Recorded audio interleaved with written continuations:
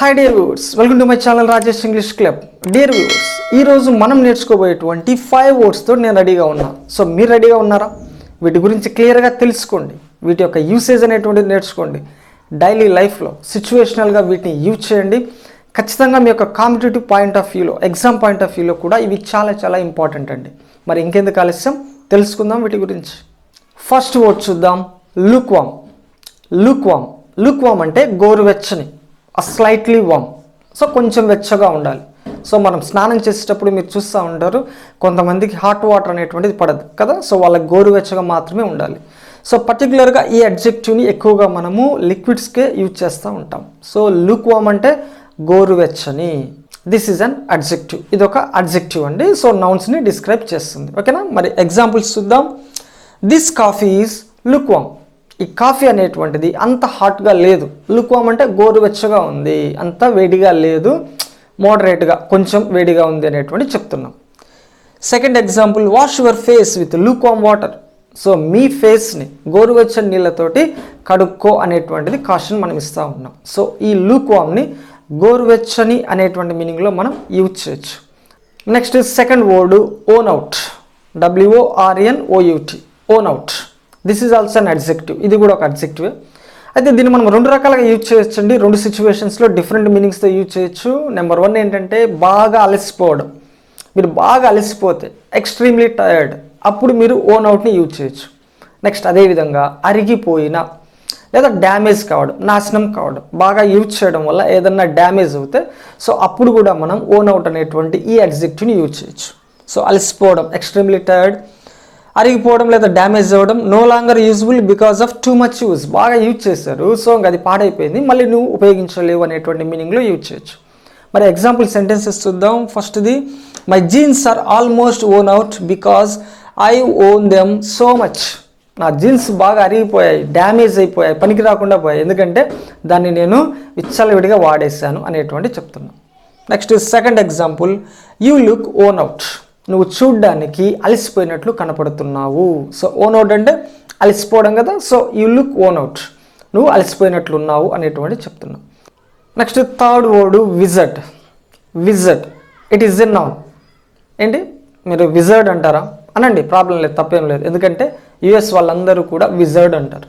ఓకేనా? So UK pronunciation వచ్చేటప్పటికల్లా wizard, US వచ్చేసి విజర్డ్. ఓకే? సో దీన్ని కూడా మనము 2 సిచ్యువేషన్స్లో డిఫరెంట్ మీనింగ్స్తో యూజ్ చేయొచ్చు. నెంబర్ 1, విజర్డ్ అంటే మంత్రగాడు. నెక్స్ట్ మీనింగ్లో ఎట్లా యూజ్ చేయొచ్చు అంటే, ఏదైనా ఒక పర్టికులర్ సెక్టార్లో, పర్టికులర్ విషయంలో మీరు స్కిల్ఫుల్గా ఉంటే, మీకు అంత నాలెడ్జ్ అనేటువంటిది ఉంటే, ఎక్స్ట్రీమ్లీ నాలెడ్జబుల్గా ఉంటే ఏదైనా ఒక విషయంలో, అక్కడ కూడా మీరు విజర్డ్ని యూజ్ చేయొచ్చు. సో ఫస్ట్ మంత్రగాడు అని చెప్పాను, a man who has magical powers. మీకు మ్యాజికల్ పవర్స్ ఉంటే మిమ్మల్ని విజర్డ్ అని మనం చెప్పొచ్చు. అదేవిధంగా someone who is skilled at something. ఏదైనా ఒక విషయంలో మీరు స్కిల్ఫుల్గా ఉంటే, మీరు స్కిల్డ్ పర్సన్ అయితే అప్పుడు కూడా మిమ్మల్ని విజర్డ్ అని మనం చెప్పొచ్చు. మరి ఎగ్జాంపుల్ సెంటెన్సెస్ చూద్దాం. Daniel Radcliffe acted as the boy wizard in Harry Potter. Harry Potter మూవీలో డానియల్ రాడ్క్లిఫ్ ఒక బాయ్ విజర్డ్గా యాక్ట్ చేశాడు. నెక్స్ట్ సెకండ్ ఎగ్జాంపుల్ చూడండి, ఆ కంప్యూటర్ విజర్డ్.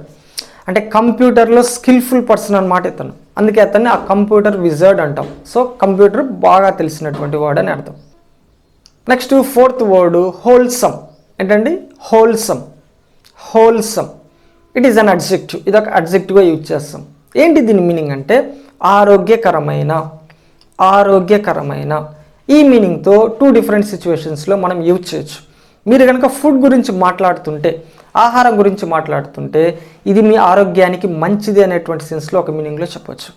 లేదు, ఇంకొక విషయం గురించి కనుక మీరు మాట్లాడుతుంటే, likely to have a positive influence. మీ మీద ఒక ఆరోగ్యకరమైనటువంటి పాజిటివ్ ఇన్ఫ్లుయెన్స్ అనేటువంటిది కలిగిస్తుంది అనేటువంటి మీనింగ్లో కూడా మనం యూజ్ చేయొచ్చు. మరి ఎగ్జాంపుల్స్ చూద్దాం, మీకు క్లియర్గా అర్థమవుతుంది. I have eaten a wholesome food. నేను ఆరోగ్యకరమైనటువంటి మంచి హెల్తీ ఫుడ్ తిన్నాను అనేటువంటి మీనింగ్లో మనం చెప్తున్నాం. నెక్స్ట్ సెకండ్ ఎగ్జాంపుల్ చూద్దాం. Good wholesome family entertainer. చూడండి, ఇక్కడ ఏ మీనింగ్లో యూజ్ చేసాము. ఇది ఒక హోల్సమ్ అంటే ఒక ఆరోగ్యకరమైన మంచి ఫ్యామిలీ ఎంటర్టైనర్, అంటే అందరూ కలిసి హాయిగా చూడొచ్చు అనేటువంటి సెన్స్లో యూజ్ చేసాం. ఎట్లాంటి వల్గారిటీ లేకుండా, బూత్ లేకుండా హాయిగా ఫ్యామిలీ అంతా కూడా చూడొచ్చు అనేటువంటి సెన్స్లో ఆరోగ్యకరమైనటువంటి మీనింగ్లో ఇక్కడ హోల్సమ్ అనేటువంటి ఈ అడ్జెక్టివ్ని యూజ్ చేసాం. Next 5th word after words.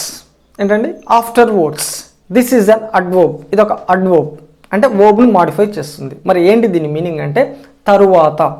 మనం అంటుంటాం కదా తర్వాత ఏదో ఒకటి చేస్తామని, తర్వాత ఎక్కడికైనా వెళ్తామని. సో తర్వాత అనేటువంటి మీనింగ్లో మీరు చెప్పేటప్పుడు ఆఫ్టర్ వర్డ్స్ అనేటువంటి ఈ అడ్వర్బ్ని యూజ్ చేయొచ్చు.